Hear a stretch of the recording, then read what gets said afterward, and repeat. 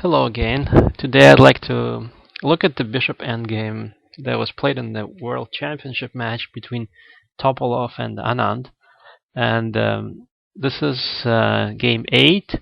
Topalov was playing with the white pieces, and he obtained the position with an extra pawn in this bishop endgame with the bishops of opposite color, and he was pushing quite hard on Anand, but Anand defended really well and kind of survived down to this position where um, he basically had a draw. So let's look at the basic ideas. While White has a very dangerous pass pawn, Black always has to watch that pawn, either with the bishop or with the king. That pawn alone won't be enough for White to win, because Black can more or less safely block it. There isn't much happening on the queen side either. So the only thing that really matters in addition to this passed pawn is that Black has a weak pawn here. If that pawn falls, he will lose. He can't afford to lose that pawn, so he has to keep that pawn protected. And so he has to dedicate one piece to blocking the d pawn and one piece to defending the h pawn. And that's it. There isn't really much else going on. If White tries to advance these pawns, they will get exchanged. It won't give White anything, except for one case, which we'll see, where this can be beneficial for White. And it can be it can be hard sometimes to play a long game and defend for a long time, and this is what happened to Anand. Here, he should have played king e8, and he should have basically dedicated the king to stopping the d pawn. That way, even if the white king comes to, well, f6 or to somewhere here, Black would just be able to play king d7 and guard everything, right? And White won't be able to win this way. At the same time, the bishop really belongs on d3, so in a variation like this. And again, everything would be quite safe for Black. In the game, he played bishop to c6, and that seems like just a waiting move, but it's a waiting move with the crucial flaw. The flaw is that after king to h6, now the king has to guard this pawn. And it's stuck. It's stuck there, and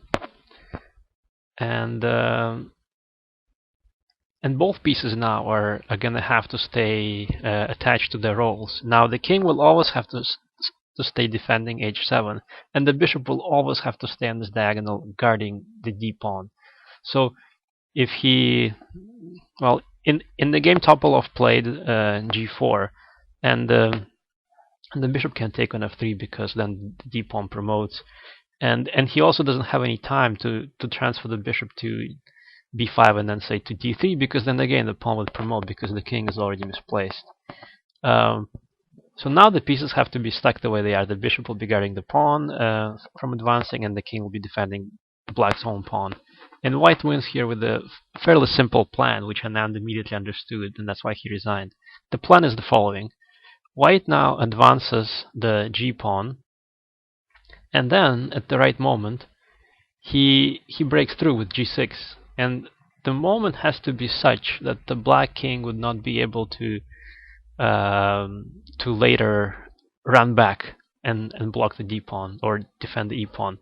So for that reason, White plays bishop to g7 first. Black keeps waiting, and with this move he also guards g6, but here comes Zugzwang. After f4, Black bishop has to move. The king can't move because then h7 falls. So when the bishop moves, still on this diagonal, then White plays pawn to g6, and crucially, very crucially, after, say, bishop to e, a check, the king goes to f6, and the black king can't run back to, well, and he couldn't have played king to f7 before that. The king now is cut off from the d pawn, and after, say, bishop to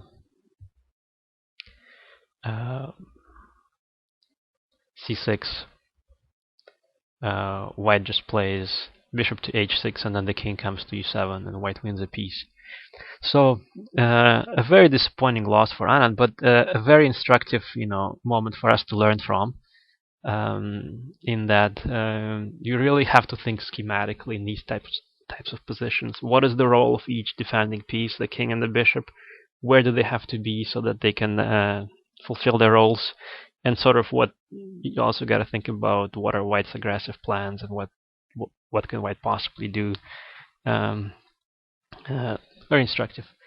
If you This example comes from a little book I wrote about bishops of opposite color. It includes this game from a slightly different point. It sort of talks about how the players got to this position with some extra diagrams and extra details. So if you're interested, you can check it out.